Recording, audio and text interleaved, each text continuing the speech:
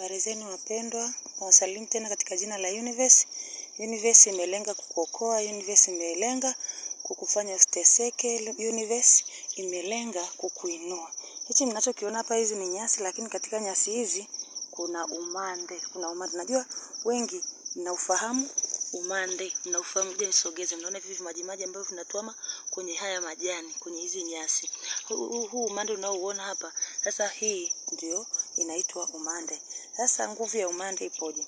Wewe ambaye umekuwa kusumbuka na magonjwa yasiyoponyeka, magonjwa sugu kama pressure, sukari, hata kansa, magonjwa kama hayo.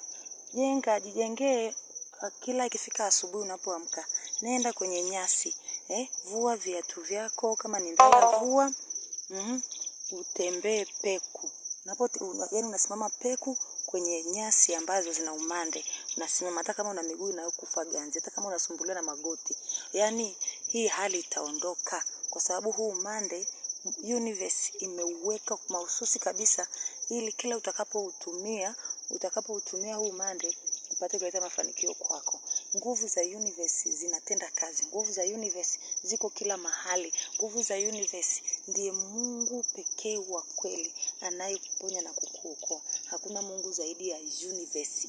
Hakuna nguvu yoyote ambayo ni kuu zaidi kushinda Universe. Universe ndio top, ndio kila kitu. Fanya hii spell kama mimi ninavyofanya hapa.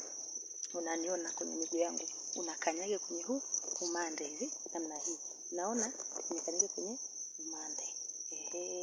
Alafu unafumba, ushakanyaga hivyo, unafumba macho dakika 5, unavuta pumzi. Alafu unaitoa nje. Unavuta tena mara 7. Ukishamaliza tulia kimya, alafu baada ya hapo tulia kimya kama dakika 1 hivi. Alafu baada ya hapo shukuru nguvu za Universe. Universe itakuwa imekutendea, Universe itakuwa imekuponya, Universe itakuwa imekuinua. Hichi kitu ninachokuambia huwezi kupata sehemu yoyote. Usidanganyike kwamba eti maombi, si jina la nani linatosha, si jina la Yesu linatosha. Uongo mtupu. Mara ngapi umejaribu na mneno umeenda kwenye maombi wewe? Umewekewa mikono mpaka saa nyingine unawekewa mpaka na miguu. Umeona mafanikio yote? Sasa mimi ninachokuambia sasa, Universe iko kwa ajili yako na ndiye Mungu. Na ndio maana hata binadamu yoyote yeye nitaje kuzungumzia, hata ametoka duniani, huwa anapokelewa na Universe pekee. Barikiwe.